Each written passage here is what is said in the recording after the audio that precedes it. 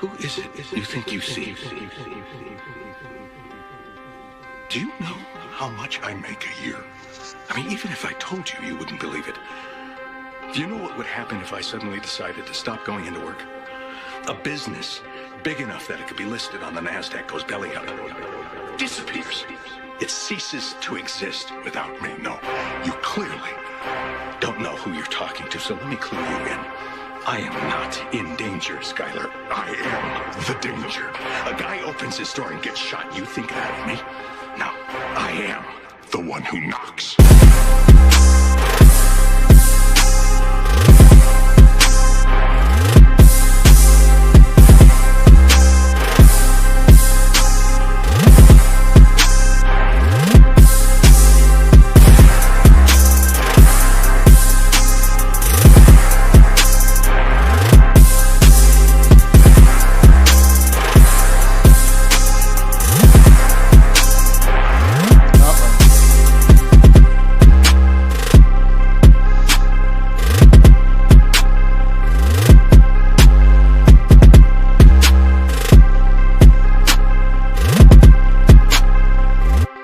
Goddamn right.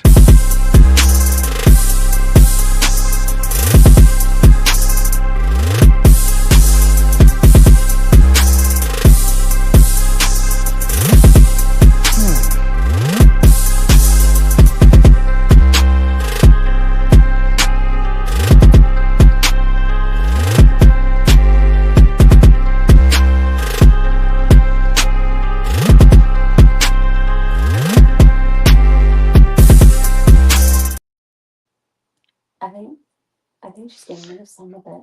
I'll ask her. Welcome, everybody. This is Terry with NSPS TV Paranormal, and I hear a dog. Tonight, Sorry about that. Yeah.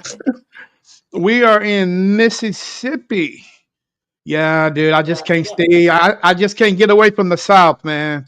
South is so rich in history, mystery, and Lord knows what else is in the woods back there. But hey, maybe these ladies can help me find out what's going on in Mississippi.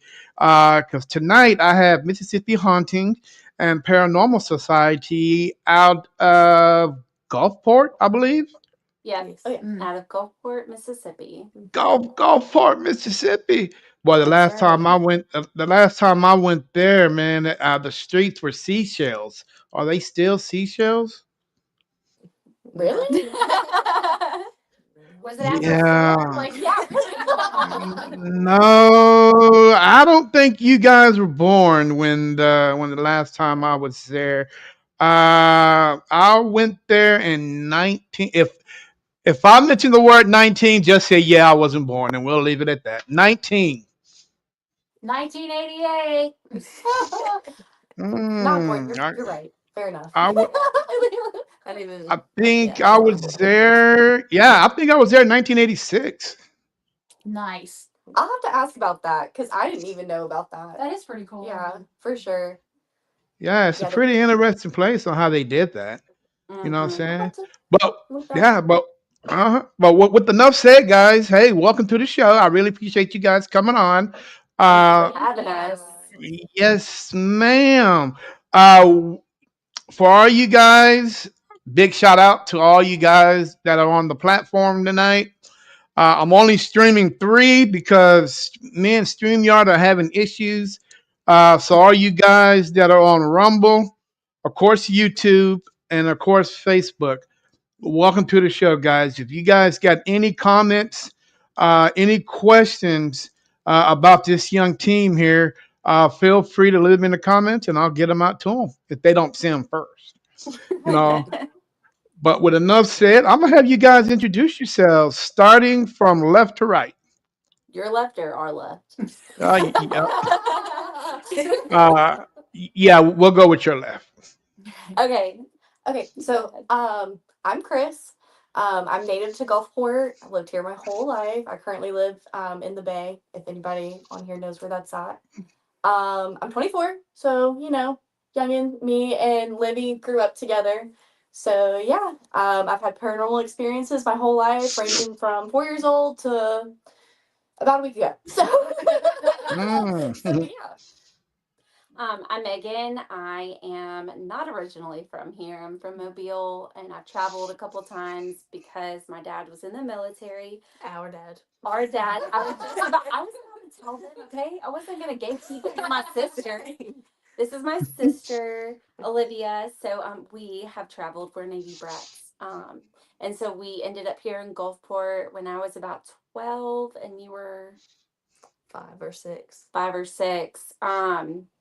And I've had a couple of paranormal experiences throughout my life, but I think I have more of just like this wanting to understand or wanting to know about life and just in the afterlife and the universe in general. So I think that I could speak that to all of us. I mean, we all have this like wanting to understand. Hmm. So that's what we're here to do. So.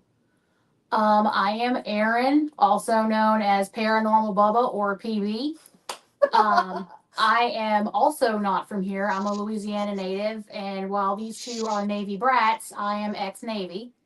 Um, so I've been all around the world. Moved here a couple years ago with my husband, and we actually decided to move here based off of a tarot reading that I did. We have no family in this area, so we just picked up and came here sight unseen, and it turned out to be the best move we could have made. Um, I have also had numerous paranormal experiences.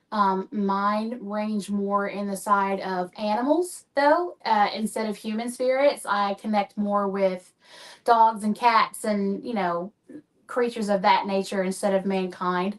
Um, but yeah, I mean, started mishaps back in when? Like July? Mhm. Mm-hmm. Yeah, we've been doing the damn thing for a few months now, and it's been a ride. Yep. Yeah, I would say we've been pretty successful at reaching out and getting our name out there rather. Right. So um, Mm. we've been doing good, and I think it helps that we are a group of professional women too. We all have professional jobs. And I guess that kind of helps with, trust in the community.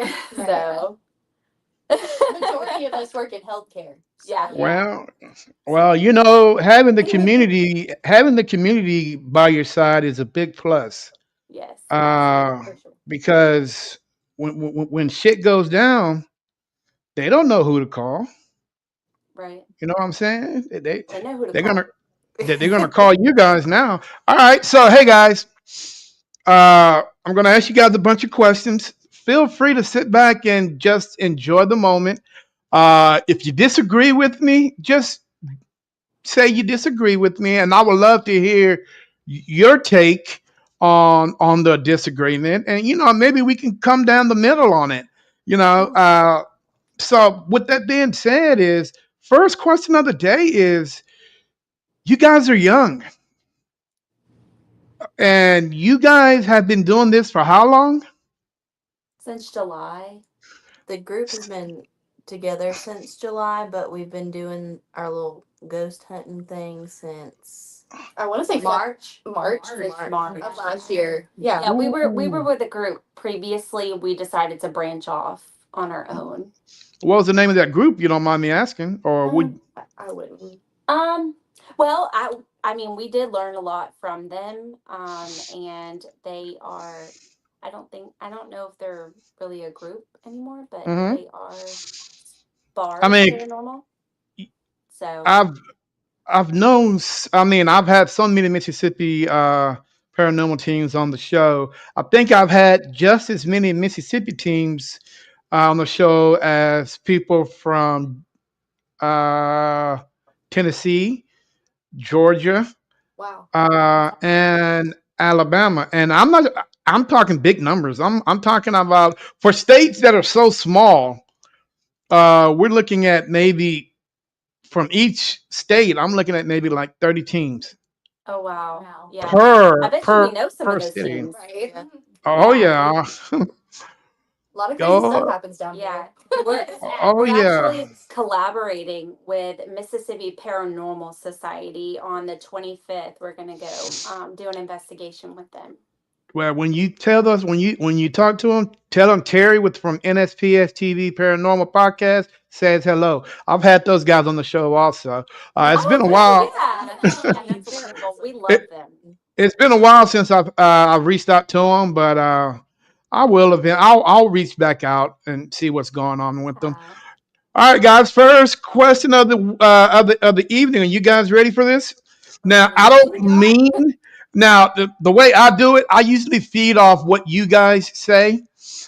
So right now, I'm feeding off what you guys just said. You're a young team, and so the first question is, how has how has the paranormal community uh, actually have they accepted you guys as a team, or have they gave you any problems? How does the paranormal community actually reach?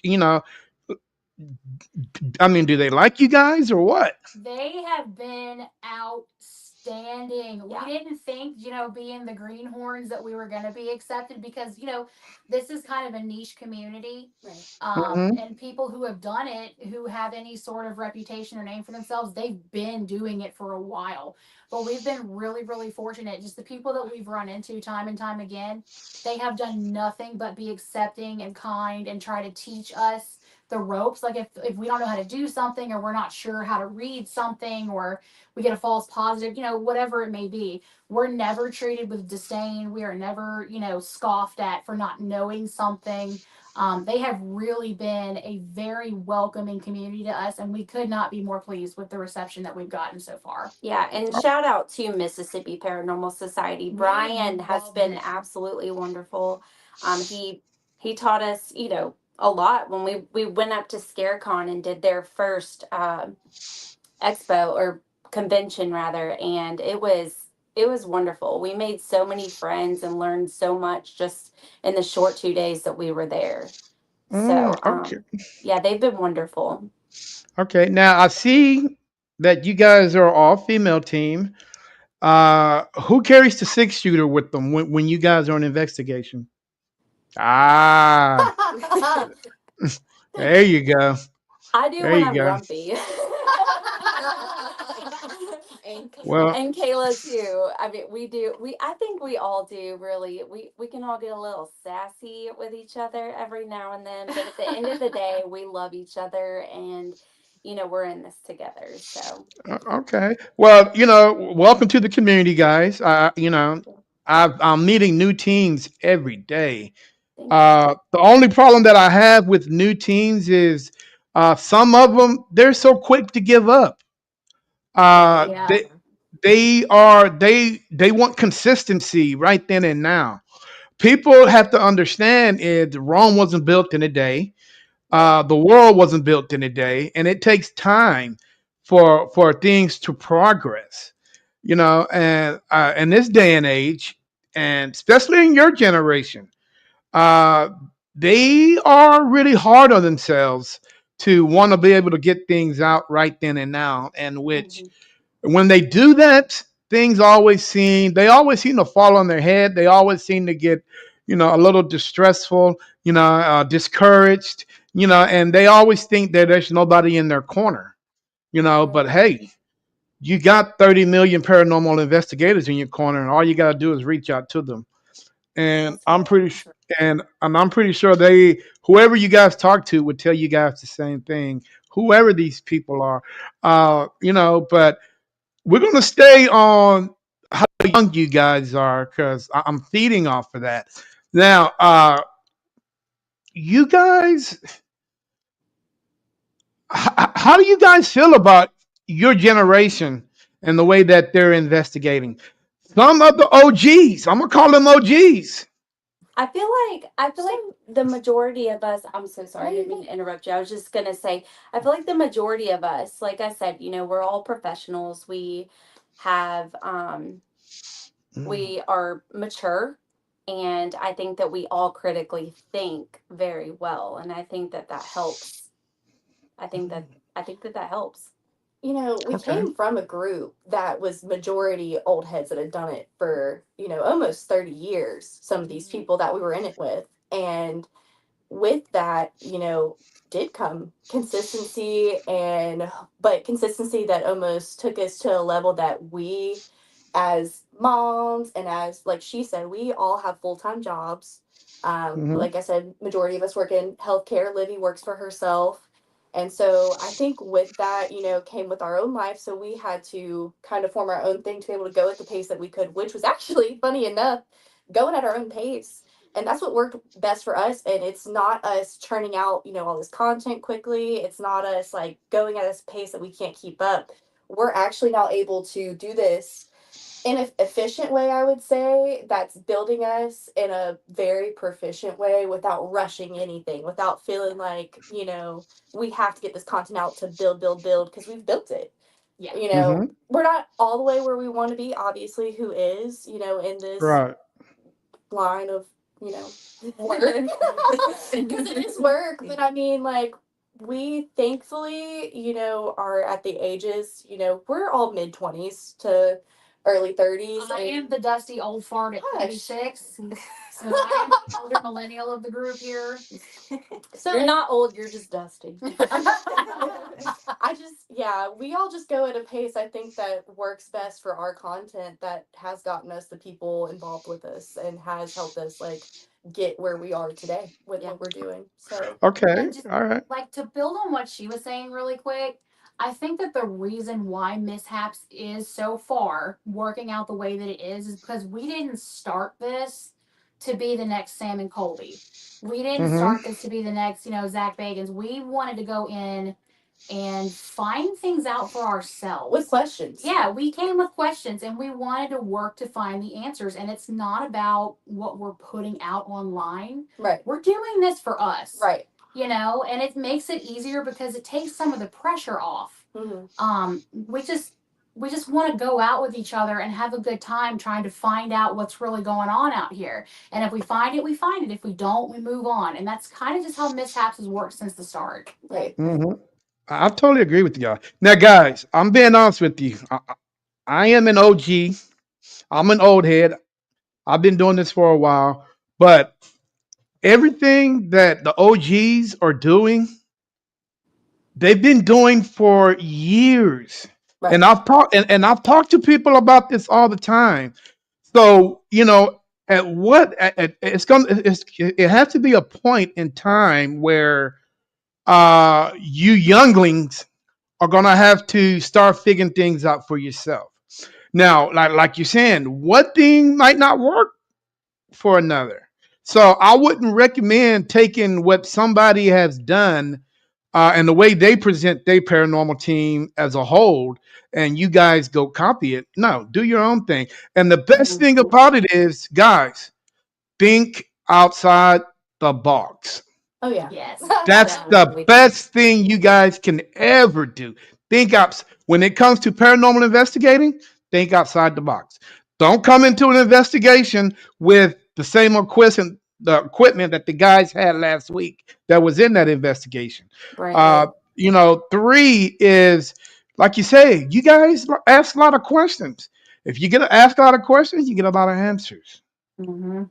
You know what I'm saying? So Right. yeah, it's one of those things. I mean, to me, I think paranormal investigating is a give and take. You give, you take. Right. But it also depends on how much you give and how much you take.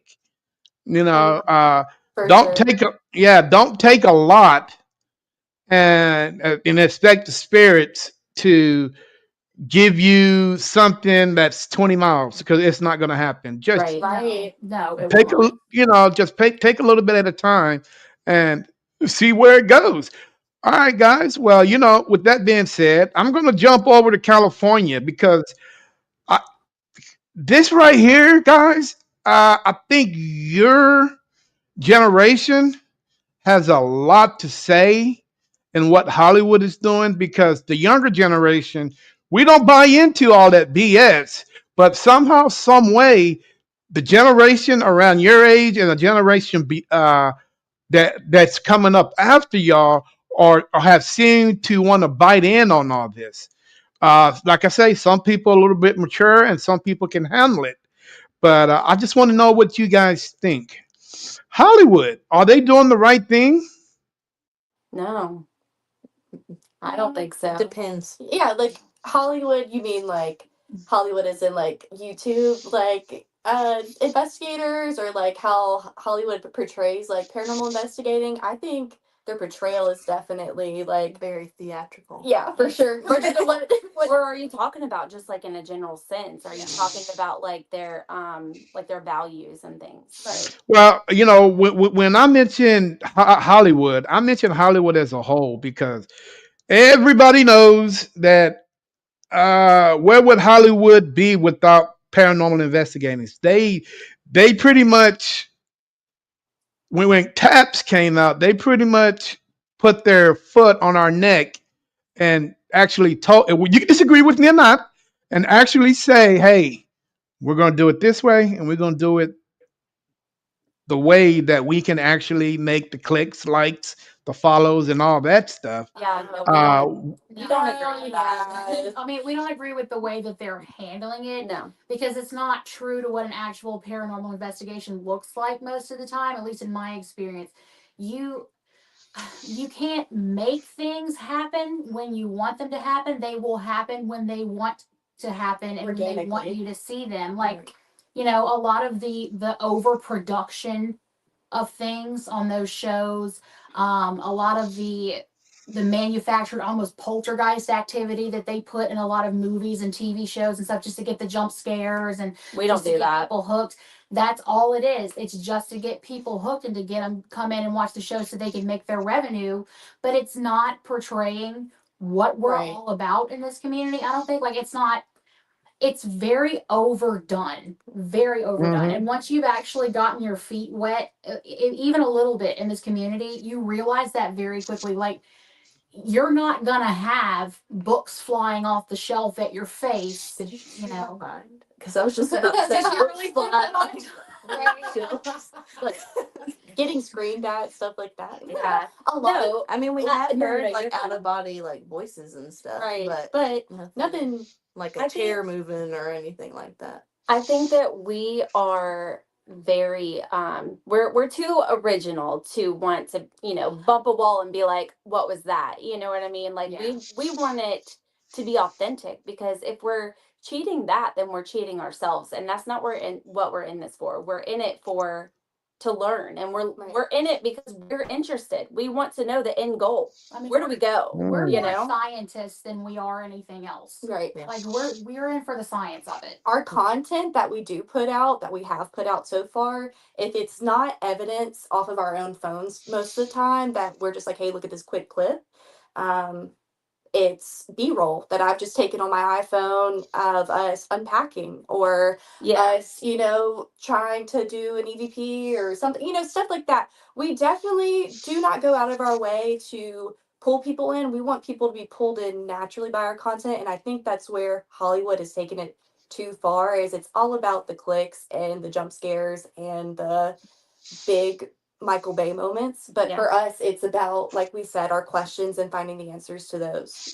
We want it to be as authentic as possible. So That's good, guys. I mean, because yeah, I think it's getting out of control here a little bit. If you look on Yeah. YouTube and TikTok, and I'm not saying that these guys, this stuff ain't really happening, but you never know. You Right. never know. Hey, tell me a little bit about Gulfport. What you want to know? What you want to know? You want to know I if mean, it's traffic or Yeah, I mean, tell me a like, little. we honestly haven't. We've had one investigation in Gulfport, and it was a residential, and we got a little bit, but it wasn't too much. But the rest of it has been like in the country. We've been to Jackson, Mississippi, Richland, Florence. I went to Ocean So Springs. yeah, we've been to Pensacola. Ocean Springs, and then tomorrow night we have an investigation in Bay St. Louis, which is just 30 to 45 minutes west of us. So really, we're not getting a ton in Gulfport. It's Oh it's wow, been really? yeah, don't get me wrong, there is probably a few places we could. It's just, Yeah. I will say down here, you get two sides of a coin really with people Yeah. where it's like, yeah, please come check out what has been going on for the past 20 years of my business, or come check out my house. I've had this go on for the past however many years we've lived here. But then you have the other side where it's like, I don't believe in that. Yeah. Mm. That's Now, crazy. now Right. is that north of the Bible Belt or south of the Bible Belt? We're We're All up in way the Bible. south. okay. though. So fun facts. We are still. Oh, go ahead. It's. I was just gonna say we are still in that Bible Belt. I mean, Yeah. But the coast is different from the rest of Mississippi. Like, I don't know if you've ever been told that, but the Gulf Coast, like the last three counties of the Mississippi, is completely different from the rest of the state. It really is. It's like it's almost like a pocket down here of just completely different types of people and different mindsets than you find in the rest of Mississippi. Like my husband's from Yazoo City. They're way up there in the Bible Belt. Like they're in the woods. I think their closest neighbor is a bear. And everybody up there is different than when I come back down here. Like we live in Biloxi, which is completely different than where his parents are at, or even where we came from in Louisiana. I mean, it's almost like a culture shock when Yeah. you cross Yeah. over the county line. Okay. Now, if you guys may tell me a little bit of each one of you guys your journey into paranormal investigators, starting from little kids all the way up to you are now. Just tell the world a little bit how and why you got started on this. All right, Libby, go. 1, 2, 3, go. I mean, my sister was even shocked that I wanted to go on like our very first investigation together. She was like, "You really want to do that?" Because I never seemed that interested in it. But I never Hmm. really had too many experiences when I was younger. Like I saw a door open and shut in our old house that we grew up in here. And then I had my doorknob jiggle when I was like a teenager. jiggle. What? What do you It call it? I don't know what you call it. But the most crazy experiences have been this past year Yeah. of us doing our thing. Like I've heard disembodied voices at our most recent place that we went to, which is crazy. That house was crazy in general. Yes. So, Twilight Zone. yes. Go, Aaron.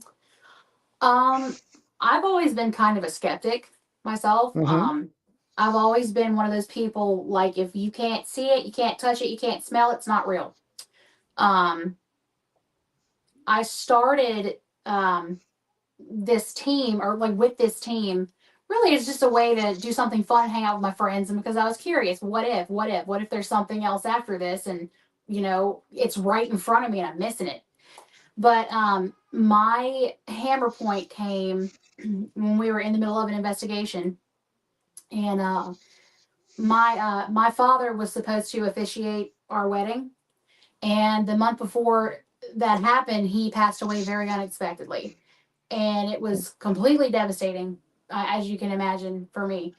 And we went to an investigation out in Bolton, Mississippi, with our old group, and we were sitting in the library, and the REM pod like kept kind of beeping, and I kept hearing my name over the spirit box through the static, and that's not something you usually hear. You don't usually hear people's names coming through like that. And Hmm. the lead investigator at the time kind of stopped, and she was like, "Well, it really only seems to want to talk to you. Have you had anybody pass away recently?" And I said, "Yeah, my dad." And she said, "Well, why don't you talk to him and see if that's him?" And it was quiet. You could hear a pin drop in that room, and all I did was I looked at the room pod and I said, "Daddy," and then it lit up crazy. It went insane. Like I'd never seen it act like it before. And it went off for a while, so that kind of clued me in that that was him. And then it stopped, and I said, did you? I love you. I miss you. Did you make it to our wedding? And then immediately it went off again, just completely insane. I had never seen it, like all lights lit up. It was screaming at us, and it did that for a while. And then it just completely shut off and would not respond again, no matter what anybody asked it. And for me, it was almost like in addition to the physical evidence of something touching that force that field around the REM pod, I could almost Hmm. like feel him. I could smell his cologne. I could smell the big red gum that he always used to chew. And I knew that I knew that I knew that he was there just to tell me, I made it. I saw you. And for me, that was it. Okay. I would say I've always pretty much believed in something. And I remember just like ever since I was little, I've always asked why. And then I remember my my biological father told me, well, you're not supposed to ask why, you're not supposed to ask questions, especially about God and stuff. And then as I got older, I was like, that's bull. Like I can sit here and believe in God and question it. And I think that I personally believe that we're supposed to question. I think that we're supposed to figure out life. We're here for a purpose. I think and I believe that we're here to learn and grow and to get to like that higher vibration, to be where God and Jesus are. Um, so I mean, but I would say I'm still the one that's like skeptical. Because anytime anything happens, I'm like, wait, are you sure it wasn't that? Are you sure it wasn't that? And I probably get on their nerves with that. And they're like, no, I'm telling you, I'm telling you. I'm like, okay, but we got to make sure. We're just gonna have to go back and look at the cameras. So, but I mean, there's just stuff that has just been like undeniably like out there, and it's like, yeah, I mean, there's no doubt in my mind that we're here and the spirit world is literally in front of us. So Mm-hmm. it's amazing. I guess for me, I've had paranormal experiences my whole life. Like my earliest childhood memories are from when I lived in a home with poltergeist activity, a really unexplainable activity. I couldn't tell you with all the things that happened when I lived there, but it goes back, to my grandparents experiencing things and telling us growing up their experiences, and they're very religious people. So for them to tell me their experiences on top of what I experienced as a small child, that was really solidifying to me that there is something else, no matter like what it is, there has to be, but as I've gotten older, there's been so many instances that I just can't explain. Definitely for me, I want to say our first investigation ever to really solidified it, but also like Bolton, we were literally in a team huddle getting ready to close up for the night. We had hosted a work like team party, and so we were letting them leave, and I literally was looking at the footage that we had throughout the house, and that's when I saw a blanket like literally pick itself up and move, and that's when we decided to stay another hour and go upstairs and investigate, and all We got nothing after that. It's so crazy because they heard me holler about it probably. We got it on camera. We saw it. Like, Yeah. It's crazy. So Me yeah, and her were both watching that. yeah. Mm-hmm. We do believe that room, it was filled with Civil War memorabilia. Oh, it was a crazy They room. literally called it the war room. Yeah, it's called the war room. It So was like a hidden room inside of a room. Yeah. when you go there, you're like, the war room, like what's that? That sounds terrifying. And you walk in and it's just like filled. It's like a museum of the Civil War. But you feel it. Oh yeah, you can feel it. It's It like is heavy. super heavy in there. But when I was looking back at the cameras, you could see like a bunch of orbs going back and forth, out of in and out of that room, and like coming from the corner. And I guess we just kind of concluded that that's probably where a portal is. So you guys believe in paranormal superstitions? Oh, yeah. oh. You need to go to the house in between, and if you don't believe in it, you will believe it the night you leave. Yeah. So you guys believe that you can't put two mirrors together? No. You know, I don't. I mean, cannot. well, it's like Not everywhere we necessarily go a that mirror. has a It's type of. I mean, but that upstairs room in the house in between, it has literally three mirrors facing each other. Are you familiar with the house in between? mm-mm. Really? There's two documentaries. You have to get familiar with it. Yes. It is probably, I mean, like, You'll want to come down. Yeah, For you sure. definitely will. It's amazing. I mean, I don't know why everyone in the paranormal community doesn't know about it yet because it is outrageous. Absolutely. Like the feelings you get. And I personally don't think it's paranormal experiences that we're having. I think it's interdimensional It's a weird experiences. It is a very, very weird, unsettling, but very homey feeling too. It's weird. I don't know. It's Mm. unexplainable. It's like you're very comfortable sitting in grandma's house, but something is plucking at the back of your head the whole time. Yes. You're not quite safe here. Don't let your guard down yet. You're fine. Like it's Well, the weirdest place I have ever Yeah. been to. Yeah. I don't have any hair, so I don't know what they'll be plucking at. It might give you a Guys, sign. You don't know. uh-uh. Tell me, can you guys tell me, do you think that the history of your state plays a big part in some of the major paranormal let me back up. Do you think that your state history plays a big part in some of the most haunted locations in Mississippi? Oh, yeah. hell yeah. 150%. Most Because definitely. every haunted place has some sort of history on the land or in Yep. the building. There's that- been, slavery, there's been Murder. yeah, there's been murders, there's been Native Americans, you have wars and all kinds of stuff. I mean, the oldest building that we have here in Mississippi, we actually got to investigate and it was incredible. 1786, I believe, and that's the LaPont Krebs in Pascagoula. And there is so much history on that property. It is also very, very active. Yeah. Very active. Yeah. It was Okay. wonderful. Do either one of you guys have a phone in your hand? Yeah. Okay. So the young lady with and I just saw this. The young lady with the green sweater? Is that me? No, the one next to you. Yeah. That one. Me? That one. Yeah, Yes, that one yes. over there. Uh, quick question. Yeah. Uh, somebody, and it wasn't me because I don't know how that. I wouldn't know how that works. Somebody put a thumbs up over your head. Oh, I did see that. I thought that was just part of the chat. Yeah, I thought they were just liking it. No, that was not me. I don't know who did that. We suspect so this is our parents' house. My great grandmother did pass away here, but we've had other activity even before she passed. Yeah. And they Like built the a doorknob house. jiggling. Yeah, like the jiggly doorknob.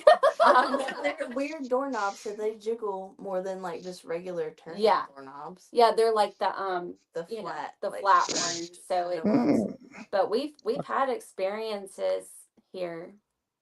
wow. So Now yeah, it's weird, man. I've never seen that before. Right? It happened right over her head.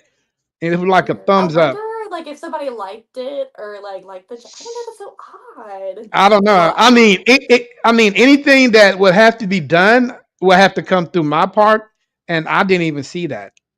Yeah, like, I'm so. yeah, it was weird. Huh. Guys, It's her great grandmother playing jokes. Okay. if you guys was to somebody was to grab y'all's hand and say, "Hey, follow me. I'm gonna talk to you." So all of y'all got together and y'all went to a location and y'all just sat and talked. And the guy was like, "Well, I'm going to tell you everything that you ever wanted to know about the paranormal, the ins and out, ups and downs, sideways, everything you would ever need to know." Would you guys continue on your journey or would you stop? Oh, I'm I gonna would keep going. continue. Yeah, I need to know if really. he's telling me the truth, first of all. Right? Second of all, where did you get your information, sir? Right. Third of all, just because it works for you doesn't mean it's gonna work for me. So I'm gonna keep going. Okay. Or we could just learn something from it. I Yeah. mean, Build Yeah. from it. Right. yeah. Anything that we're ever told, we take that and remember. We're like, oh, remember what this person said, or remember what that person said. Can we recreate that?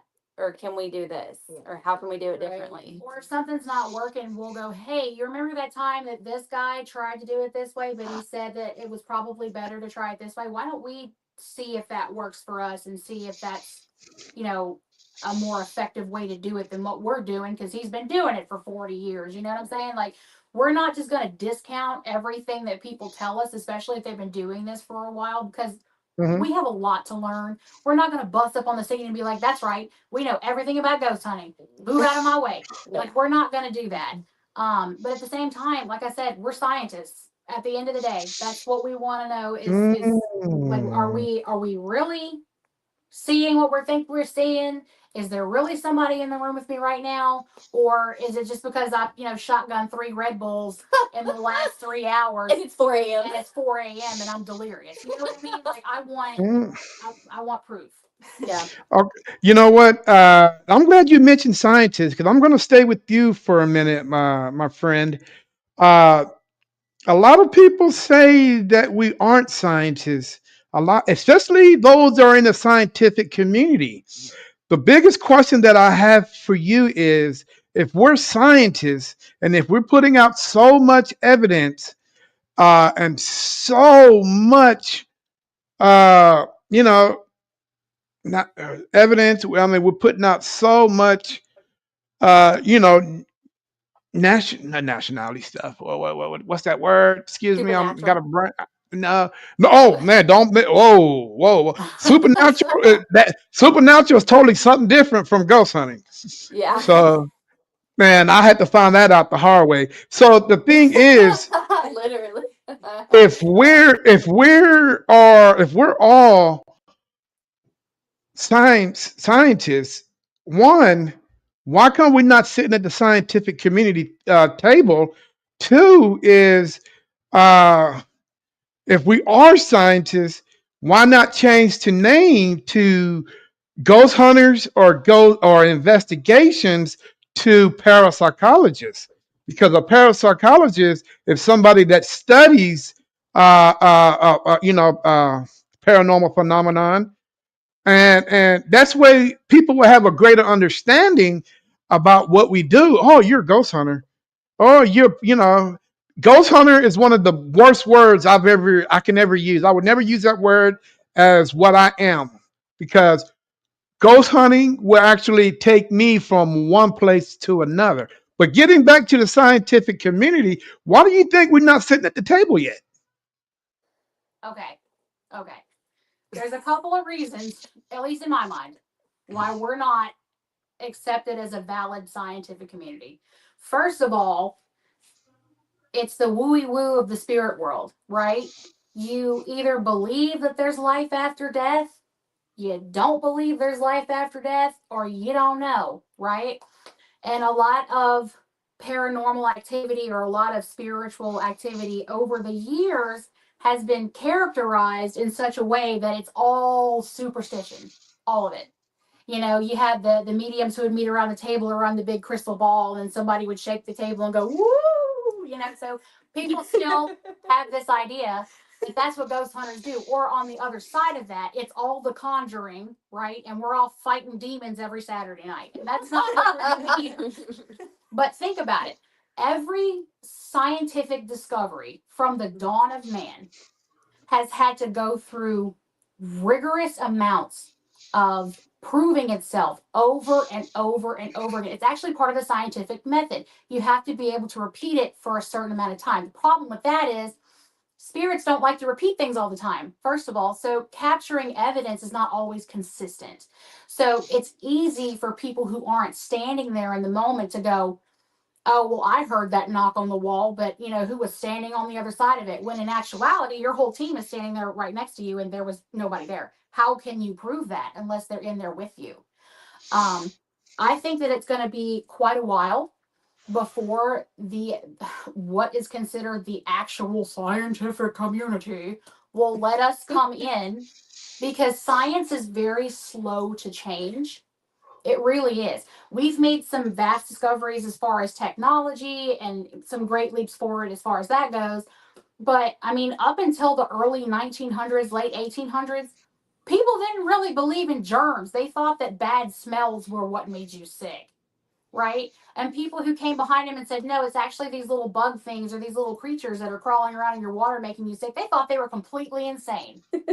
So it's not surprising to me at all that, people who are physicists or medical doctors or people like that would scoff at what we do, because they're, in a sense, very close minded, or their focus is so narrowed on, I have to have absolute proof at all times, and it can always be repeated, and I can get the same answer every time, and that is how I know that this is real science. And they narrow their focus down on that, and they are not willing to look at all the different parameters that determine the evidence that you're going to get on these investigations. And until we can figure out a way to repeat these, I guess, experiments, or repeat the evidence in a way that they would find valid according to their scientific method, right? They're not going to accept it as actual science. It's junk science to them. Right. Now, Well, would you consider cryptozoology junk science? no, I do not. I don't. I don't necessarily think that there's like, one-eyed, one-horned, flying purple people eater flying around up there or anything like that. Well, what Um, about Bigfoot? I mean, there's I live with him. is it right? I mean, there's some evidence to suggest that maybe there's a cryptid of that nature running around. But when I think of cryptozoology, I think of people saying like the giant squid was just a myth. It was just a sea creature of yore. You're never going to see one. And then, much to our surprise, one popped up in the ocean, and they caught it on camera. And now it's accepted as scientific fact that these giant squids, are out there in the ocean just swimming along, minding their own business. When up until that point, it was cryptozoology. So I don't think that people are fully aware of everything that's on this planet. This is a big planet, and a lot of it is unexplored. Hmm. I think that it wouldn't be entirely shocking for us to find at least a few of these creatures out there that up until this point had been considered myth or legend. But again, it's sometimes it's just it sounds crazy. It is crazy. If it looks like a duck and quacks like a duck, it's a freaking duck. But I thought you Uh-oh. were talking about, when you said cryptozoology, I thought you were talking about a dog buying Bitcoin. No, but we're not super into the cryptids, honestly. Well, I would say as a group, we don't necessarily look for investigations to go out and look for cryptids. but if one Okay. fell into our laps, we wouldn't necessarily turn it down. I'm not Right, fascinated right. flesh pedestrian. I don't know. Yeah, yeah. Hold up. These things are made of a bunch of atoms together. Like they can actually throw punches. Like I'm not. Whatever it is. I am not spirits. What is it? The Spirits. New Jersey Devil or whatever? Yeah, The Jersey Devil. The mobile leprechaun. no. Leprechauns. Oh man, since you guys are on leprechauns and Jersey Devils and we're all on this, man, tell me a little bit about the urban legends in Mississippi. Oh my gosh. Okay, I was telling Devin. I'm so sorry. Do you No, know? no, no. I don't. Okay. I don't. That's fine. I can't go too far into too many of them. I don't know if he is considered like a cryptid, but the Pascagoula humanoid. Mhm. He is supposedly the aliens that came and abducted two fishermen out of the Pascagoula Gulf. He's handsome. He has a bunch of noses for a face. He is like my favorite cryptid. We also have the Honey Island swamp monster. That's a little bit more Louisiana, but it's right over the state line. Swamp monster. There's something in Wiggins, which is about 30 miles north of here, give or take. Yeah. Called the Bone Snatcher. It is a urban legend that all of the Boy Scout troops up there tell each other. I've heard it from multiple different men who have gone up there and done the Boy Scout thing. I don't know if it's just an old wives' tale, but it's native to that area. So yeah. Actually, while we're on that subject, if anyone does want to go learn about our cryptids, they can go and research Mississippi Macabre. They are a new local comic book creator, and their comics are amazing. And they usually take cryptids from Mississippi, or ghost stories or whatever, and put them in their comics. So they're pretty amazing, though. Yeah. Okay, interesting. Guys, let me ask you, when I ask this question, people think that I'm trying to be funny, but I'm really not. Uh, why do you think ghosts, spirits don't always do the right thing? Just to scare you off most of the time. No, or for different reasons, Yeah, it really. just depends. I personally think it's an energy thing. I think that they have to pull from a source, and maybe they're having trouble pulling from that source, or they've exhausted their energy. So in the house in between, there's actually a Tesla coil in the hallway, right next to this piano, or a couple of pianos that go off, and like respond sometimes. And the last investigation, we couldn't downstairs. We weren't really getting as much as they were the time before they went. So Livy and I literally turned the Tesla coil on and just started dancing like a bunch of goofs, and the piano, sure enough, started going off. Yeah. Oh, wow. Yeah. Interesting. Now, would you think it would be more credible instead of a spirit throwing stuff out of the cupboard? They're actually their mess up. They thrown from the cupboard. You skipped out a little bit. What was that? Would it be more evident if we actually caught a spirit doing the right thing instead of the wrong thing?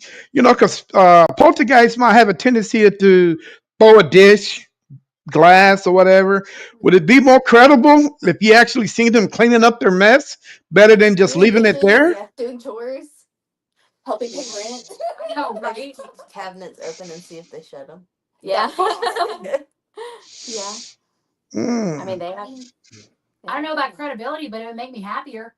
Yeah. If you're gonna break a glass, you can clean it up.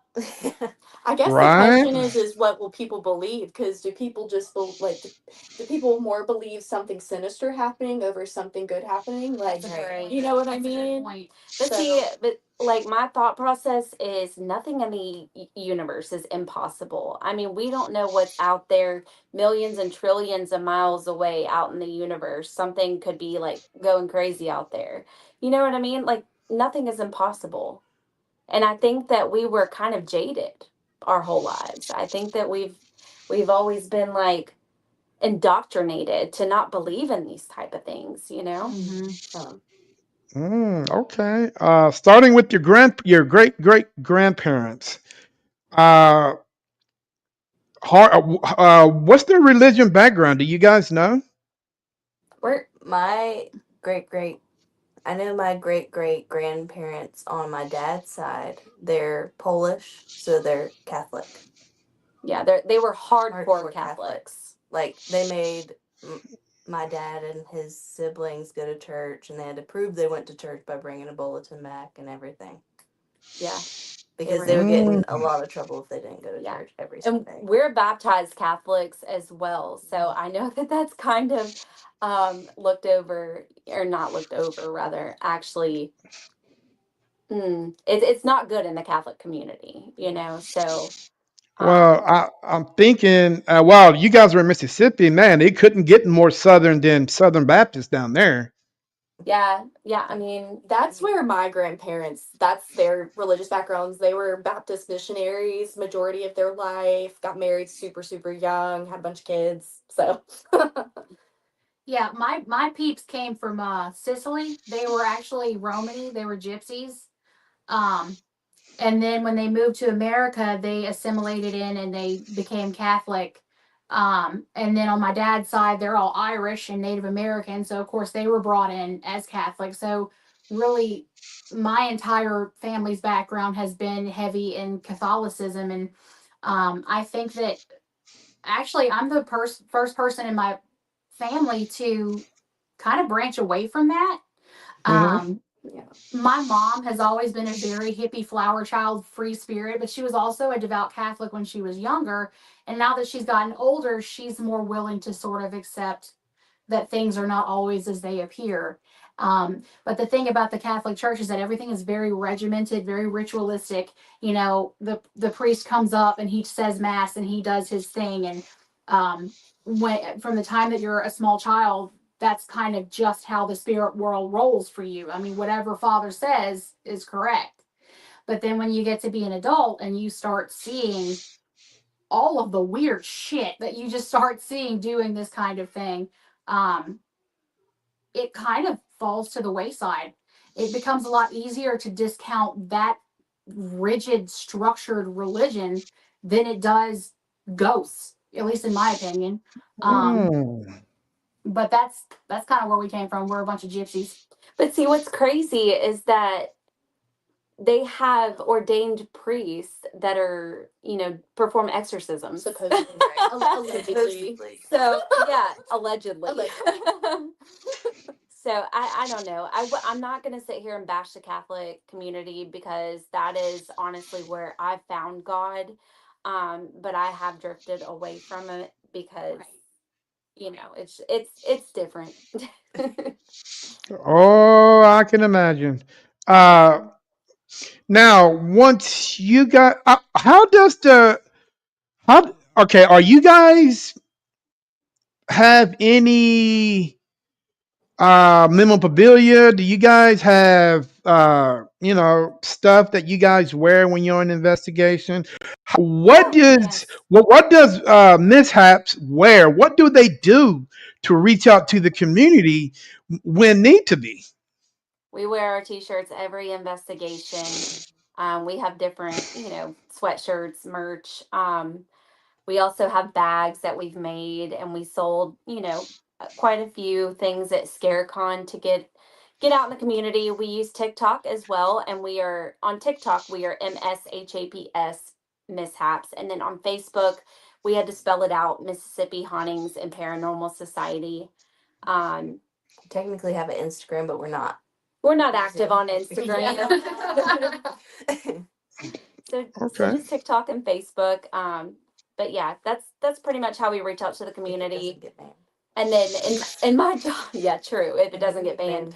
But in my current position, I am a nurse, but I'm a nurse marketer. So I constantly blab my mouth about this um, group also, like while I'm, marketing for the business that I work for. So that's Mm-hmm. also helped get our name out into the community. What about hands on? What do you guys do? I mean, do you guys do besides the Paracons? Do you guys go out to the communities and We set do things up? presentations. No, no, no. What I mean is, how do you get the hands-on reaction? It's easy to get reactions from TikTok and Facebook, Right. but how do you get those hands-on, eye-to-eye contact communication with potential clients? What do you guys do? I mean, do So you when guys? I mean, do you guys have meet and greets? Do you guys go hang out with the kids at the library? Do you guys, if there's something going on at the park that the city is having, do you guys reach out to them? What exactly does you guys do? We have not started any of that yet. A couple of us have, discussed different community events and Mm-hmm. things.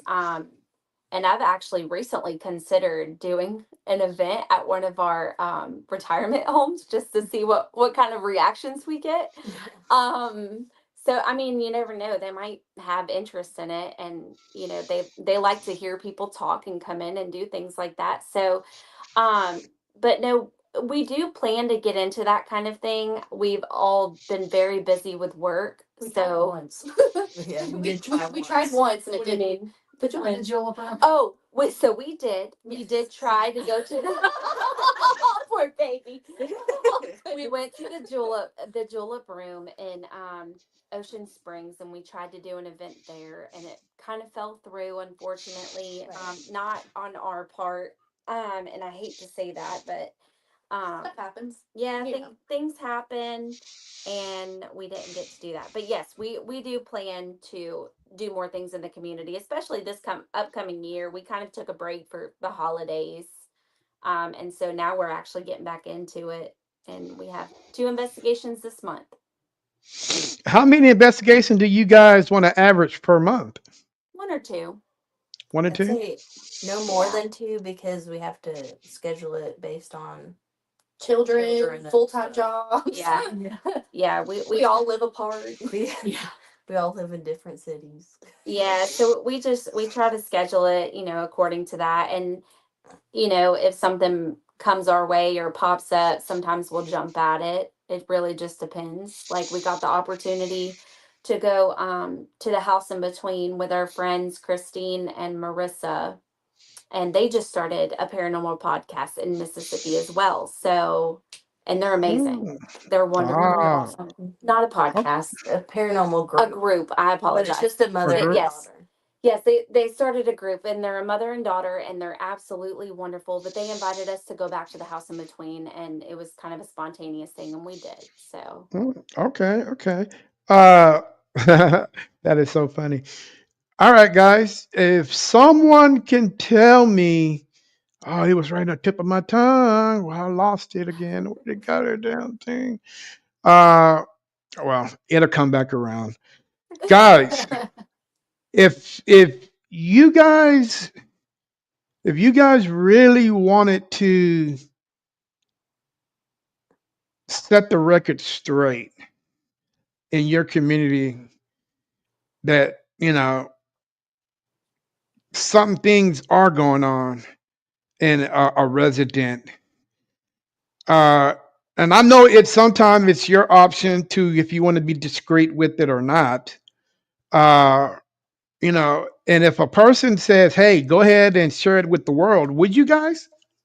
We have yes. already. Oh yeah. We actually have a whenever we go in to do a residential or any investigation for that matter, we actually have a contract that we have them sign just to make sure that we can share information after the fact. And if they don't want us to, that's fine. That's their discretion. But yeah, We've been we do. to some sketchy places. Yeah.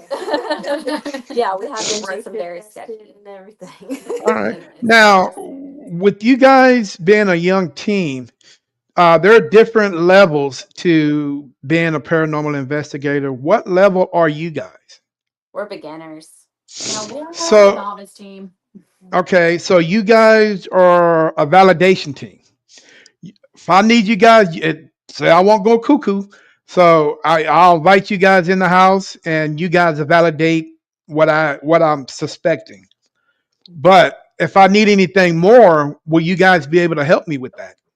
I think so. Oh yeah. Are you saying in terms of like trying to rid of whatever's in there? Yes. Yes, we actually did it. Yeah, we did it for that was our Hmm. third, second. It was our Okay. second investigation and we've actually gotten rid of whatever was in there. I mean, that was Now it's just outside. it. We think it was something very evil that was trying to portray itself as something even darker. And so it was, easy to get rid of because it wasn't something darker. We didn't have to bring in a demonologist or whatever.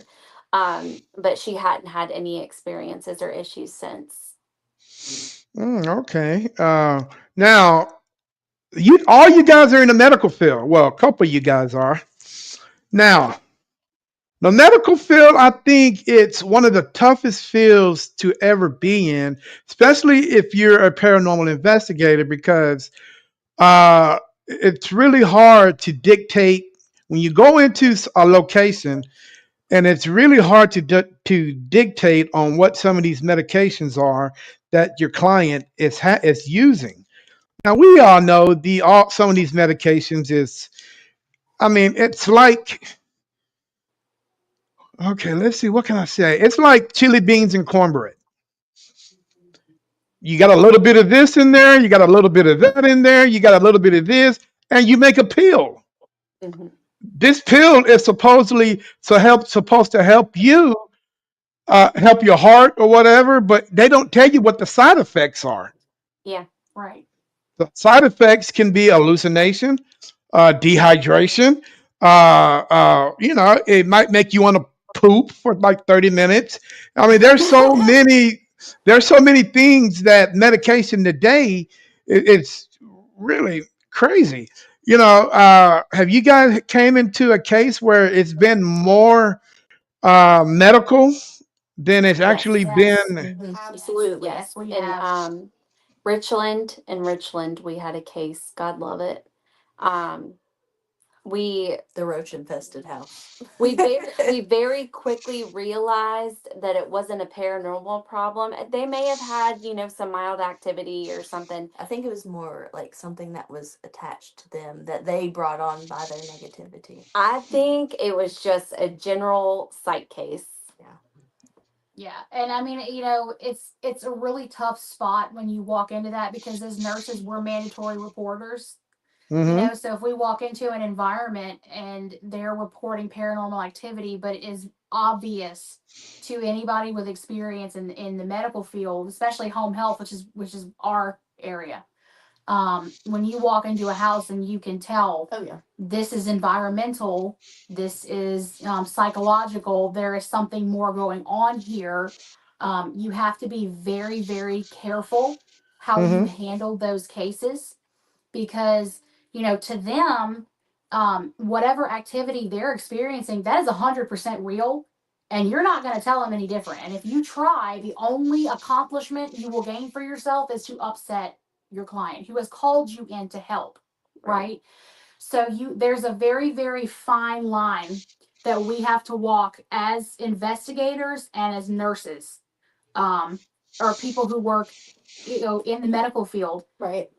We have to know, like, okay, um, I've seen XYZ in the house and they're reporting ABC. How much of this is brought on by the environment? And even if there's no paranormal activity for us to help get rid of, is there another way in which we can assist this client, legally and ethically, which will help them, you know, gain some peace in their house. And mostly when we've encountered that, it's been residential. We're going into people's homes that we do not know. We're on their turf. They're telling Mm-hmm. us what's going on, and we're there to try and help them. And just think about it. You're coming home after a long day of work or something, or you're already stressed out and tired. Your home is supposed to be your sanctuary. It's supposed to be your safe space. That's where you go to unplug. But you're walking into your house and you're terrified and you don't know what's going on. So you call in this team to come in and try to help you. And, you're convinced that it's a poltergeist or that there's a demon crouching in the corner when actually what you have is really bad plumbing and a psych diagnosis that you're not taking your medication for. I mean, and that's not to like marginalize anybody or discount what they're feeling because for them that's incredibly scary. That is very scary. Yeah. Mm-hmm. And you have to know how to handle that Right. gently. I think that comes with an advantage with the occupation Right. we have. Absolutely.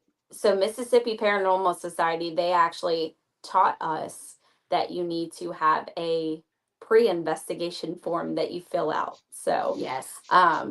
we will be doing that, but we are trying to stay out of residentials for now. We're trying to do more local businesses and things like that. So Check out the local cemetery, dude. I mean, yeah. there's been some weird things hanging around over here. Oh, really? There's always weird things hanging out around over here. No, Lord. I'm telling you. Cemeteries, people think cemeteries are for those that go to sleep. Cemeteries aren't never asleep. Yeah. No. No. I will say one of them we went to with the Woo. previous group we were with. We didn't get any activity, and you could kind of feel that there was more of a sense of peace. But maybe they just didn't want to be disturbed that night. Right. But yeah, I Yeah. agree. Some of them are cool. I mean, some of them are really historical. Guys, I got to go open the door for somebody. But before I get out, before I put my headphones down, there are 3 questions. There are 4 questions I want each one of you guys to answer. And I would like to have that when I come back. There are 4 things that paranormal investigators don't do. And I want you guys to answer that. Think about it, and I'll be right back. And Okay. it's a 4-part question, so each one of you guys can answer that. All I'll be right. you, Let's see. I got mine. that paranormal investigators don't do? I got mine. Straight up. Like shouldn't do? Was that? Yeah. Okay. I'm gonna talk about how you do not walk in and blanket validate something without looking first. Yeah. What you should not do. Cheese. No, that's so funny. Why? Why? If I said cheese, how much do you want to bet? Cheese. Cheese. That's Chris. It likes Chris. That's so weird. Cheese. There it goes. Is it the peace sign or the cheese? It might be the piece. Never go anywhere alone. Nope. That's the only thing That's I can so think of. weird. Yep. All I can think of is Michael Okay. B. Jordan's "Don't good. Taste the Funk" on a nasty. You have like a Dog brain gambling. coming up, but Don't ask me why. I just work here. no. I'm trying to think. 4 things paranormal investigators should not do. Do you want me Should to go not. first to give you guys time? Yeah, I know. Okay. What? When something happens, over exaggerate. Yeah. Like I did. Megan. Screams. I don't know. Oh yeah, I guess not. You and Kayla are at Haley. Oh God, Scooby Doo and the gang. Almost running over each other trying to get out the door. Kayla's like, I'm done. Oh, hell no, I'm out. I'm out. Oh my god. No, you ain't. Get back here. All right, guys. What is the 4 things paranormal investigators don't do? Okay, I'll kick us off. Number Okay. 1, do not ever walk into someone's home or a business and blanket validate what they are telling you before you've even done the investigation. Don't Mhm. do it, because you could actually make things a lot worse for those people. If you walk Okay. into a place and they're saying, "Hey, this is absolutely happening. I'm seeing this and that and this and the other." You don't walk in there and go, "Well, yeah, I can totally see that this is happening. Absolutely. I'm gonna go grab all my stuff out of the car. But I know that there's something here. I can just feel it." You don't do that. Don't do that.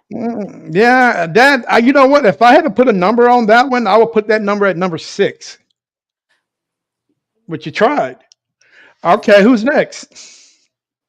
No, you can go. No, you. Do you want me to say yours? Yeah, you can say mine. You could probably explain it better than I can. Try. Okay. All right. When Okay.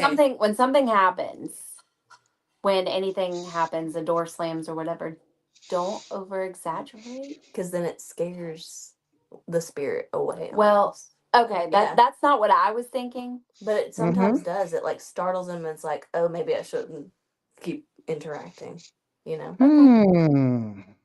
Okay. Now I wouldn't put that in my top 10, but that's a good one.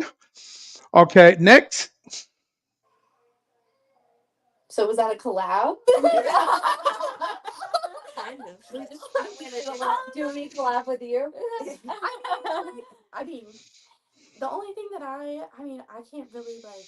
What don't you do? As somebody who broke dance on their last investigation, that's really Don't break dance. don't. Yeah, no. I mean, guess you can. for me, it's like my brain goes immediately to surveillance, and that goes along with like, don't go alone, don't go just rogue, don't think that you can just hightail it wherever you hear something without Ability. well, Especially in residentials. literally, I mean, because you don't know what somebody has in their home. Could be Cujo back there. Interesting. Okay, but as good as all those answers were, none of them was the top 4. All right, lay it on me. What you got? Okay. Now, what is the one thing that scares a paranormal investigator to death? Carpet in the bathroom. Scratches. That too. No, Now, I'm gonna go. Yeah, physical. that would scare the hell out of me. I mean, Which if that I ever happened seen at one of our carpet investigations. in the bathroom, That is a little scary. Okay. and I'm pretty sure all of you guys have done this. But people, when paranormal investigators do it, they don't know what kind of danger that they're getting themselves into by doing it. Every one of you guys have been to one. Every you guys have seen one. Every you guys have actually been to a location. I mean, you guys have done it, but you guys just never thought about it. So I'm going to tell you what these things are that paranormal investigators don't do. Then I'm going to tell you why we don't do it. Okay. Number one, we do not ever, ever go to estate sales. Okay, we get it now. Okay. We get it. Yeah, We hardcore. do vintage shop. My whole house is. I'm actually in Yeah, a group that with haunted items, and I've considered buying them. I wish yeah, Layla was here because I actually have a haunted bear that her son brought home from daycare, and mm-mm, even the owner doesn't know where it came mm. from. So Now, yeah, now, why come we don't go to shop at secondhand stores? Attachments. Yeah.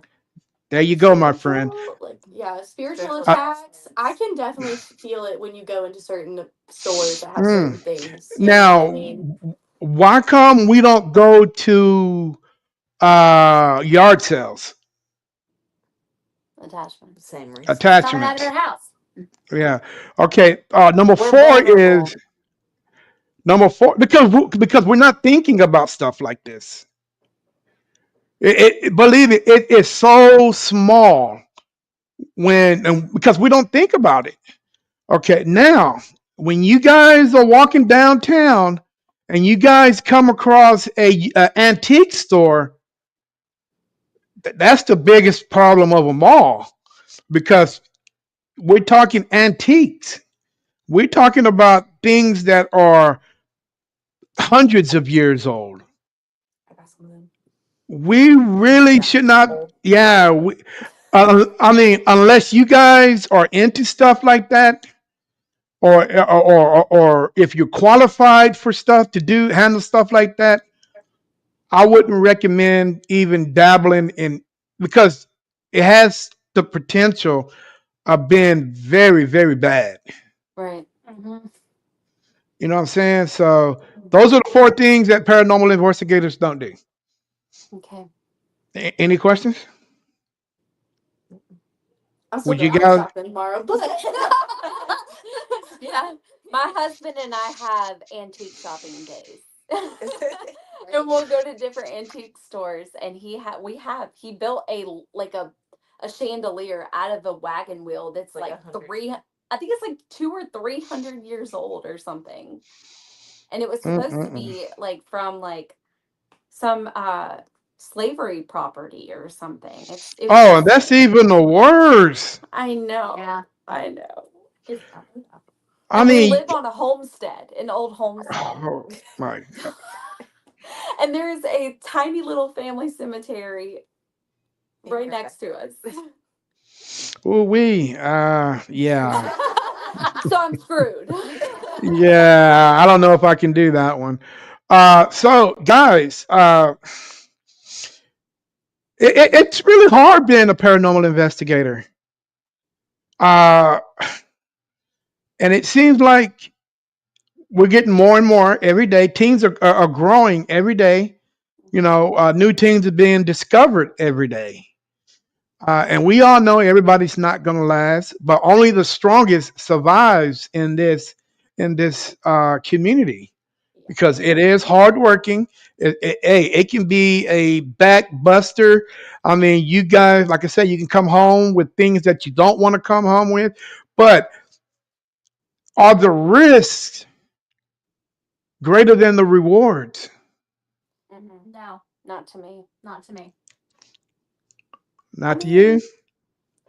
mean, if you mean like the risk of bringing something home, as somebody who, this is just me personally, so anybody else out there who doesn't hold this belief, that's all you. But I definitely practice what I believe is going to protect me from letting something into my home. Nothing's allowed in my Yeah. home unless I welcome it in, and nothing's allowed in my home unless it's me and mine. You know what I mean? So as somebody who grew up in a home where there was something there with me, and thank God it did not follow me, I have grown up into my own spirituality where I feel protected. Like the reward of going into somewhere where like maybe they are experiencing some crazy things, I've never come out of it feeling like something's gonna take me out or follow me home. And Right. maybe that'll change with time and maybe I'll feel different. But for right now, I've never felt like we're at risk, even with the craziest places we've gone to. Mm-mm. I will say at some point I thought that maybe something was trying to come in, and my husband was dead asleep in the bedroom, and I heard him say, "Meg, come here." Mhm. And I walked in there and he was knocked out. And I was like, "Oh, no, no, no, no, no. We're not going to start this." So I was trying to practice like mediumship in that time, and I stopped it.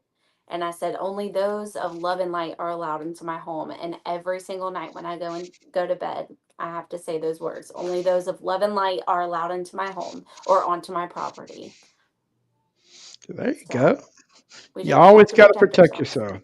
Yeah. Are you guys ever considering expanding your team, or you just want to keep it at four? No, we've considered it. We're just trying to work on establishment, really. We have 7. Yeah, so we do have 7 technically. One of them is pregnant with twins. Oh, Um The twins. the other one couldn't make it. She wanted to come so badly. Kayla, she's very sick. We think she has the flu. And then Jamie is a new member and she was not able to come because of children. So, but yeah, we mm. have 7. We have a group of 7, and um, I'm sure we'll probably expand the team in the future, and maybe even get men in the team. So, Well, me personally, I always think one man. I've always done it like this. I love having women on the team, and I shoot for women that have that twinkle twitch. I'd rather have the men with the cameras and the women that are gifted in front of the cameras because yeah. Right. they actually know what's going on. They can actually see things and they're able to visualize and tell the world exactly what's going on. But guys, do you guys always use your cameras, your phone cameras when you investigate? Oh, Yes. yeah. Yes. Scrolling all times. Yeah. Why do you guys use your phone cameras all the Well, we time? have a Are you going to give us professional a camera? We have, I mean, we have a couple of like, We have like cameras. So Yes. we last investigation we used trail cameras, and then we have another camera that we set up. Right. And then we have like our, professional camera that we set Hmm. up in different places and do like different sessions. But I particularly like to use my phone camera because I feel like it captures more, especially for, like pictures, pictures, Right. pictures and audio. Plus, a lot of your bigger Mm. cameras, they're set up on tripods. They're stationary around the room, and if you walk out of the room and you happen to bumble into some activity and the camera is, way over there, it might not catch it. But if you have your cell phone whipped out and you're just taking a few quick pictures or you're taking a little bit of extra video or something, you may very well catch something that you would have missed if you just relied on something that was stationary. Right. We Right. even have.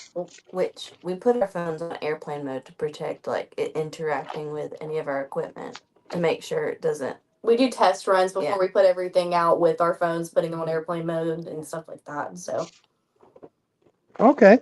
Normally, I don't ask any of my guests this question, but I'm curious to know a little bit about you guys. okay. Uh, Tell me a little bit about your equipment. We have a lot of equipment. Tell them about your cigarette box that you have, please. Oh my gosh, this thing's amazing. Okay, it is a REM pod that is built to look like a box of cigarettes because, I mean, so many people smoked in life. Why would they want to stop now that they're dead? So you set it up, right, and the box top flips open. There Hmm. is a fake cigarette that kind of pokes out like one of those joke boxes, And Mm-hmm. whenever something reaches in to grab it, or if there's some sort of disturbance in the field right there, it will set off exactly like a REM pod. And it's really convenient too because you know a lot of REM pods are kind of big, they're clunky, you know, they're heavy. Whereas this little guy, he fits in my pocket, and if I just want to set him up somewhere, you know, on top of a cabinet or on a kitchen table or something where you would actually put your cigarettes in life, right? I'll just set it there. I'll flip it open and leave it. And then if anything reaches for a smoke, goes off just like a regular REM pod. So that guy's pretty cool. I like that little guy. He's fun. Now I'm gonna show you guys something, and I want to tell me what you guys think. And I am, you know what? I'm a basic paranormal investigator, but I'm also a paranormal investigator that thinks outside the box. It drives me crazy because there are so many of us stuck in that church's chicken box. Yes. Yes, there are 30 million of us inside the box, and we're all doing the same thing. We all have the same. We all do the same techniques. We all have the same devices. Which I'm telling you, you guys come on and investigate me. If something wants to happen to me, and you guys want to come investigate me, that's fine. I don't mind. But first of all, don't come at me with a cat ball. Oh, really? No. Why? Can I ask why? Okay. Sure. How many people? How many teams you know have cat balls? A lot. Almost everyone we've investigated with. So I've seen those things win probably about a million times. Yeah. Right. You have to pique my curiosity before I'll pique yours. Right. You know what I'm saying? So if you guys bring me something outside the box and you communicate with me, I might say, okay, now these young ladies trying to do something here. I'm down with that. I You mean, know what we I'm have a light saying? up basketball. Right? Instead of a cat ball, we have a I know basketball that if you tap it, it glows. Okay, yeah, I've got a dog ball. Now the dog ball, it's probably about the size of, man, it's about that big. There's no way you can lose that thing in the dark, no matter where you're at. Yeah. Right. Uh, can I ask you guys a personal question? Yeah. Yeah, go ahead. All right, and I know each one of y'all have, because I see your lips getting black. If anybody on the team ever smoked marijuana, Oh Lord, like back in high school. But I mean, like I said, Yeah. most of us we work in Look at industry, it. right? She's moving out of the screen, right? Right. Like she we moving out of the have to screen. test I it mean, and stuff, so we kind of have to be, yeah. you know, pretty straight. And we have to be freaking teetotalers. It's no fun, but it is what it is. Oh, but we're Hmm. all for it. Like we're not. Yeah. Okay, now I'm gonna show you guys something, and I want you guys to tell me what you think. Okay. This little device. Dang, you're smoking Uh, with your ghost? I'm just thinking. Uh-oh, did it cut out? I hope not. I think it cut out just a little bit. Oh, we're back.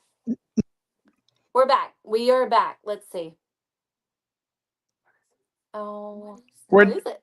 where they go? Why is it cutting out? That is so bizarre. Wow. Hmm. I don't know. Oh, I think it. It's my phone over here. Oh no, I hope not. Terry, can you hear us? Oh, I hope he didn't lose us. Uh-oh, I hope not either. Hmm. Let me text him. Oh, Wait. wait, are you Houston? back? Houston, we have contact? Or Central Texas, we have contact? Syntax. Syntax.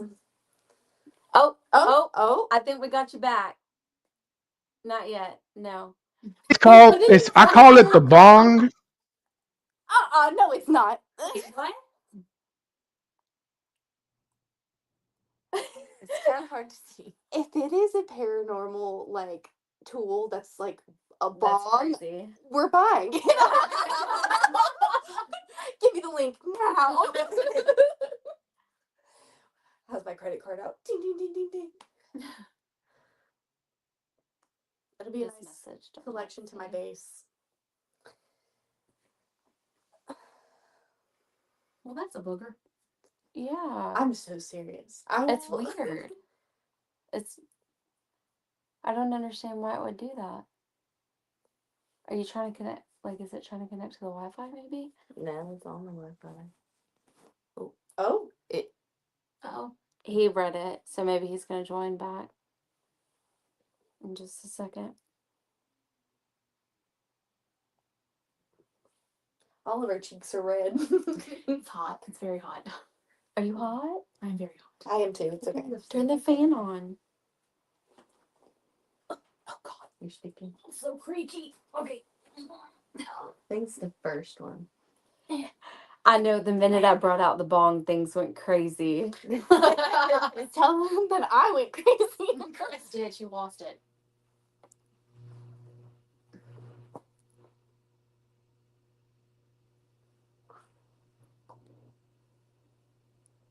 Why are you so loud, fan? I'm gonna try and take it again because I had Livy's text.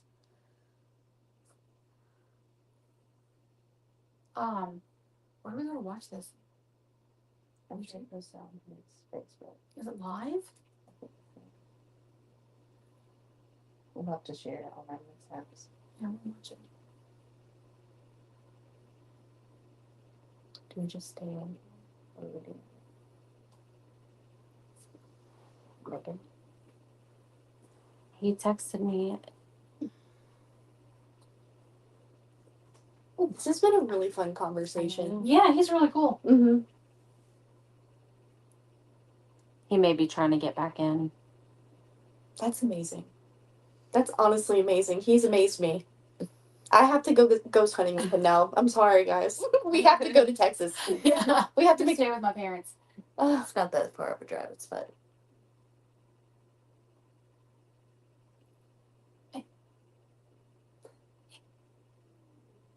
I'm tired then.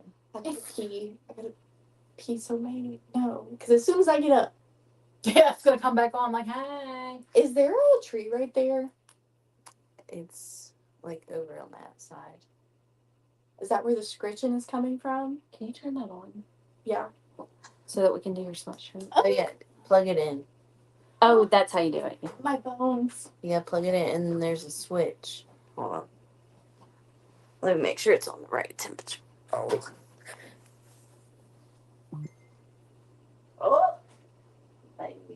My bones are Freaking cracking.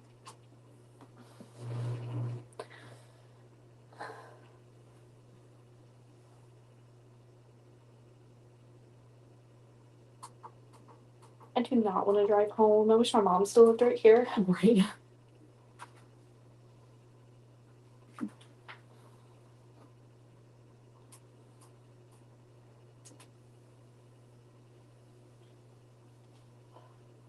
Black. I felt like an old lady. I know. My spine is just like crunching. Oh, he's back. Sorry about that. I don't know what happened. But the bong is a giant REM pod. And what's so you? Send me the link. Did you make it? No, I bought it. I had a guy make it special for me. His name is Ben. He's Ben the Builder, Of course. and he's got so many different little techniques that toys that people can play with. Now, guys, with me, I try to differentiate from the two. I never put kids spirits with. I never allowed them to play with adult toys. Right. Right. You know what I'm saying? So I got toys for them.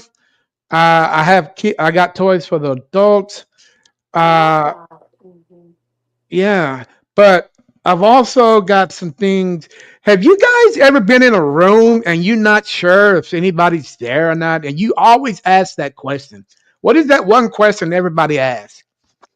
Is anyone in here with us? Is anybody in here? Yeah. But there's a device that I created myself that you don't have to ask that specific question. All thing you have to say, hey, come in the room and join me. And if the device goes off at the door, you already know. Yeah. Oh, that's Because, cool. yeah, hold on. Let me show you.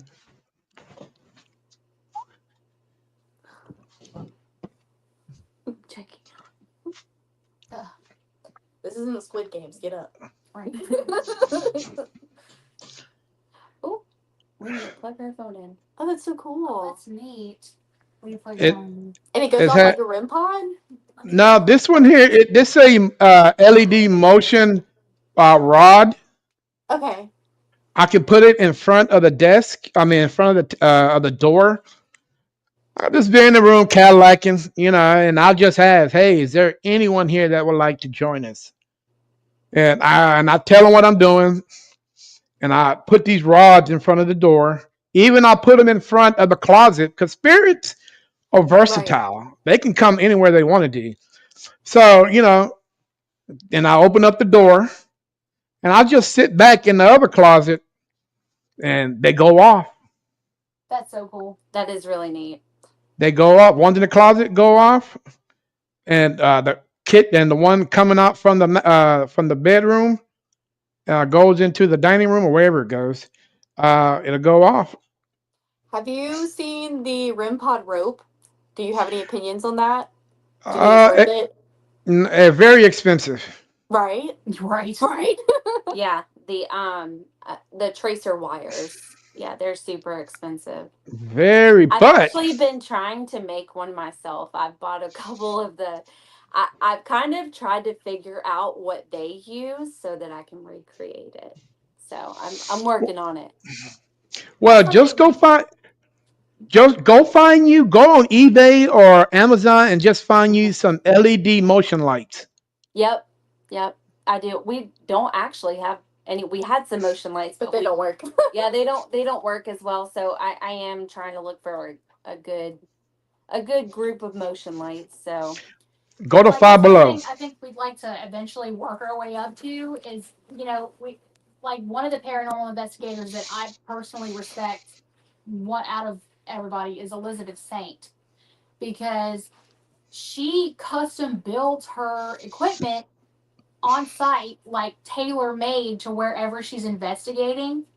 And that's really, really cool. That is very talented. Like you have to have a deep understanding of what you're looking for and how to measure it and how the machines work and stuff. That's all very Hmm. technical. It's very right brainy. No, left brainy. Left brainy. All right, very left brainy. And as we can tell right now at this moment, I am not very left brainy. So I would like to eventually get to a point where we can kind of make our own Yeah. equipment based off of The where environment. you're investigating. Oh, yeah. What are we looking for here? Yeah. I'm constantly trying to find like different ways to do it. Like I sent them a message one day about trying to maybe use like a fog machine, but we'd have to be like in a really still environment, maybe put some towels under the door, put a camera in there, fill up the room with fog and leave if we can without making a disturbance to see if there's maybe any disturbances in the fog. Interesting. I got one, but I've never tried it. But Guys, I want to try that. go get you a regular over the counter doorbell. Huh. Bing, bing. Like Easiest a way for the Any easy, regular doorbell. yeah, the easiest way for somebody to want to communicate with you is they'll tap that bell. I mean, just like a hotel or you library. Bing. Oh I yeah, got yeah, like a dinger Like bell, yeah. like like a. a ding That's bell. really it's a good Yeah. idea. They I had them got throughout the house in between. Well, actually, they were Christine and Marissa's. Oh. Yeah. I got two. They got happy, no, not Happy Gilmore. What is it? Movie. I got two with happy faces on them, and Aw. I use them for the kids. Yeah, I like that. that's a good Bing, idea. bing, and it's been pretty cool. It's been successful. Oh yeah, Yeah. I've had to go off maybe three times. Of course, I jumped back. You know what Right. I'm saying? Yeah. Yeah. I'm like, oh shit, what the hell is knocking on the doorbell? But That sounds yeah, like us. What the hell? All right, guys. Hey, an hour and 38 minutes. Tell the world how to get a hold of Miss Haps. Yeah. Take it away, Meg. Yeah, Megan. Yeah, they can contact us on our Facebook, which is under Mississippi Hauntings and Paranormal Society, or Hmm. they can contact us via TikTok. Go like and follow our page. It is under Mishaps, MSHAPS. 24. No, it's just Mishaps. Oh, it sounds pretty Nope. good. And then we also have an email address if they prefer to do it that way, and that's mishaps, MSHAPS24 at gmail.com. Yep. Okay, guys. Well, hey, any last comments or anything before I get you guys out of here? No. Yeah, when can Starting. we come on an investigation with you? Yeah. Have us back, please. You've been amazing. Like, absolutely amazing. Yes, you've been wonderful. If you do ever have anything and you're open to letting us come, just let us know. Maybe we could work it out to take a little trip down. Learn a couple things for sure. Oh, boy, that is not just a little trip. We can handle it. My parents It's not lived in terrible. Toledo Bend, so Yeah, it's not terrible. We like to make little trips anyway, so Let's see here. It's 5 hours from here to. No, no, no, no, no. Let me back up. It's 6 hours from here to Beaumont, how about New and that's. Orleans? How far are you from New Orleans? I'm 8 hours from. No, yeah. Well, I'm 8 to 9 hours from Beaumont, from Austin to New Orleans. How far are you guys from New Orleans? So I think Austin about an hour is and a like half. 30 minutes from where I live. Right.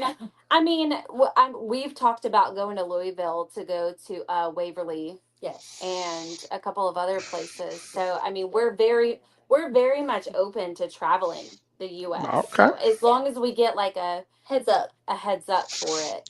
Well, I give you a 6 months heads up. You guys are more than welcome to come. That'd be They, wonderful. Awesome. Thank That you. would be Love so that. fun. they would be investigating in Texas. It's like unother. For the simple fact is, it's Texas has it's so rich in history. That's what I've heard. Uh, so rich. The farther south you go, the weirder it gets. Uh, if you want, and see the thing about, and you guys will like this because Central Texas, everything is based on hospitals and hospitals. I think in here, Austin has knocked down. Let's see, one, two, maybe 3 to 4 hospitals and rebuilt them. Hmm. So yeah, we take our healthcare pretty seriously over here. So guys, so what happens when the main hospital shuts down? Everything else trickles down after that. So you got the recovery center is going to shut down. The nursing home is going to shut down, and eventually, what's going to shut down after that? Uh, the people that take care of you before, they kind of make you more comfortable. Yeah. Oh, the hospice. Yeah, hospice, Yeah. hospice, and I can honestly say I've been into some of the most haunted hospitals, nursing homes, heritage centers nobody's ever been in. Oh my gosh, I would love to go to a Right. haunted hospital. That would be awesome. I never been in. And if you guys ever check, man, we was in a heritage center, an abandoned heritage center, and I was investigating with the rods. These were a different type of rods. If you guys go on my Facebook page or my YouTube page, and somebody banged on the damn door, like bang, bang, bang, bang. Nah, man, I jumped 40 feet. I would have Yeah, I would I have can send it. Sailed away. So, and I'm thinking maybe it's just somebody that snuck into the building. So we open up the door, and we're not talking just regular doors. Have anybody ever been to an insane asylum or a lunatic asylum and seen just how? And so, have you seen how thick those doors are? Yeah, I'm my first job out of nursing school was psych nursing, so I'm well aware. Oh yeah, yeah. They're very thick. I know. They're I very mean, not thick. intended. So when I opened up the door, as I was opening up one door, I, uh, was that door closing or yeah, I was opening up one door, another door to the left was opening up, like somebody was trying to get away. Oh, Wow. That's insane. Yeah, that's crazy. Which one was Uh, that? Do you remember? yeah, it was the Heritage Center in Austin, Oh, Texas. that was the Heritage Center. Wow. Okay. Yeah, they're tearing it down right now. I don't know oh, bummer. why. Yeah, it's been torn down, dude. I don't know what they're gonna build right there. No. But yeah, it was crazy. That is There are, if you guys ever review some of my footage, every place I've been to has been some kind of medical facility. okay. That is awesome. That is really cool. So if you guys want to come down, hang out, we'll show you Oh my some gosh, yes. some Tex-Mex. You know, Nice. Sounds w- good. I've we'll had eat some some Tex-Mex. good This is Tex-Mex. real stuff. I mean, I did have good stuff. I went to Dallas. We're Get you. also coming for the what's Dutch Bros. Oh, Yeah. yes. Yes. Okay, now you and Justin Curtis, you guys would be perfect for each other. Y'all be like the best of friends because he is a Dutch bro fanatic. Oh I man, mean, we don't have one. Yeah. No, nothing what? close either. No, no, no, we don't have one. The first time I had been to one was in Phoenix, and it was so Oh wow. good. Yeah. Well, yeah, he loved Dutch Bros, man. He drove. We were coming from East Texas. He literally drove 30 minutes out of the way to get Dutch Bros. I was like, dude, what Yeah, are you I would have doing? too. Yeah, I don't I'm blame not them. Buc-ee's, so like I yeah. I'm not a big coffee drinker. I mean, I can drink a Sprite or a Dr. Pepper, and I'll be amped up probably for the rest of the night. But yeah, yeah, he's a coffee guy. Well, guys, it has been an honor and a pleasure speaking with you guys.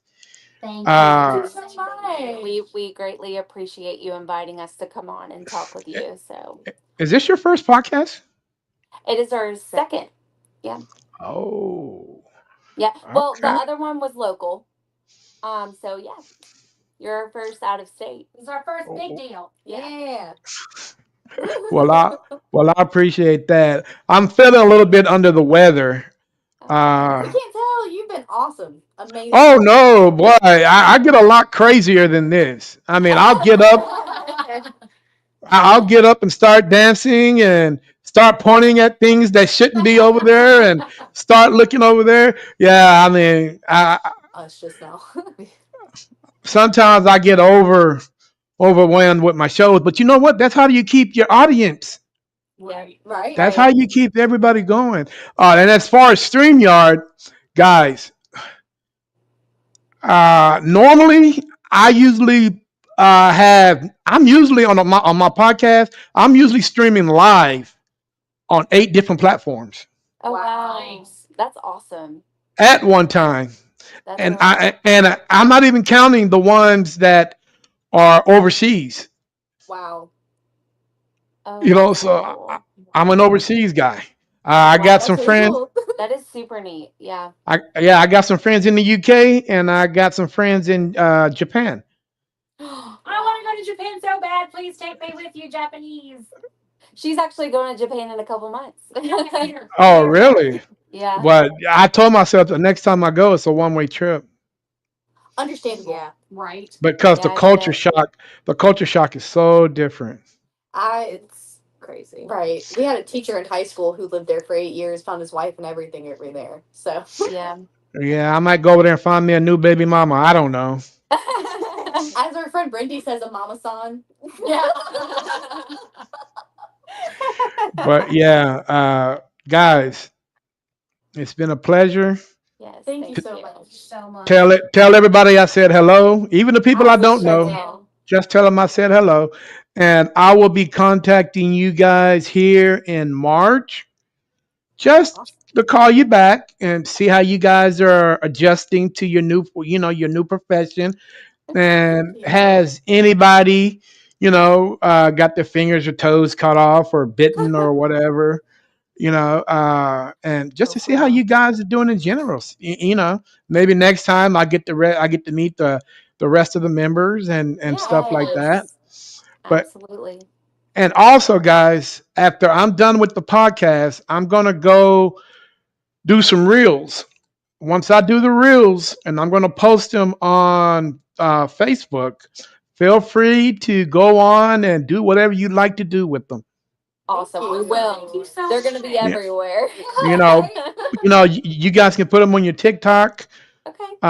and or your Instagram or whatever that you guys want to do with them. You're more than welcome to do it. But thank you for joining me. I really appreciate. Thank you I so really much. We appreciate it. appreciate you, Thank and you we so are much. yes, we are looking forward to investigating with you in the future. So Absolutely, please. Well, guys, you only have, and I'm being honest with you. Let's see, January, February. You only got 3 months. Yeah. Anything after Wow. April? Hey, anything after April, it gets hot Yeah. Yeah. quick. Right. Well, So I going guess into y'all these, will have to go without me. Yeah. so yeah, so going into these locations, with you guys know anything? I mean, you guys know about nursing homes. Those long hallways are long, and I mean, it's just heat city.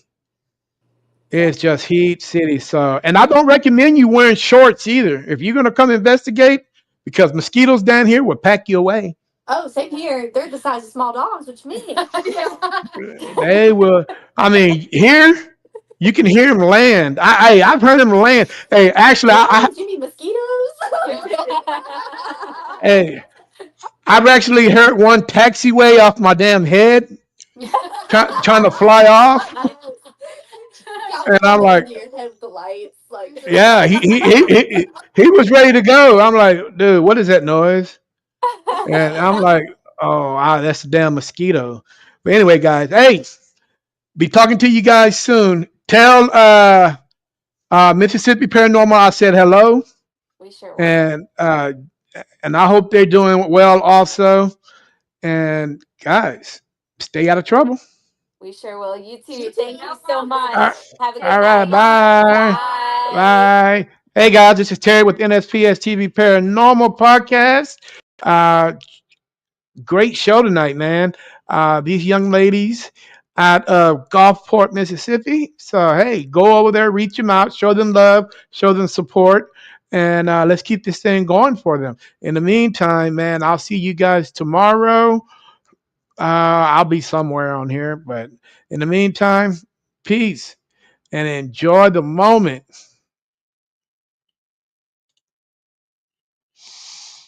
Mm.